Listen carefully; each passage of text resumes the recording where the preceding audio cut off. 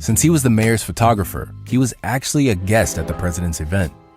Just hours before this picture was taken, Albert was down in the tunnel, digging his way to the city's biggest bank. He was managing the whole operation incredibly well. It's Saturday, the 17th of July. After hours of chipping away at the reinforced concrete, the sewer rats now had their first glimpse inside the vault. The bank would be opening up on Monday morning, so the crew had just over 30 hours to get in, take as much as possible, and leave through the sewers without getting caught. Later that evening, the hole was finally big enough for the gang to enter the vault. After months of digging, it was time to start the heist. Over the next 30 hours, the gang went crazy, prying open the safe deposit boxes and taking as much as they could.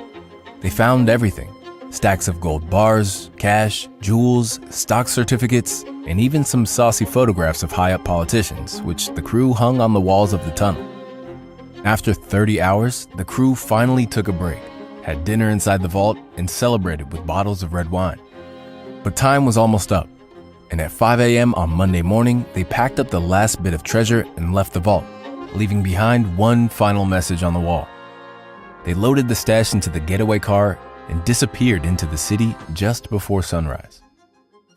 A few hours later at 8 a.m., the bank was getting ready to open. One of the workers went to open the vault door, but surprisingly, it didn't move. The lock mechanism was working perfectly, but the door just would not open.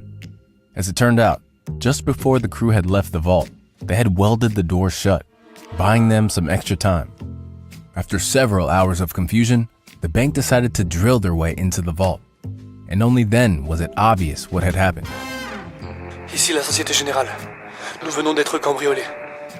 Ne touchez à rien. Nous arrivons. It might seem like the police had a lot of evidence. Equipment had been littered across the vault and in the sewers. Surely something would lead to one of the thieves. But amazingly, not a single fingerprint was found. The crew had worn gloves the entire time. Even the urine came back with no results, since multiple people had urinated in every single bottle.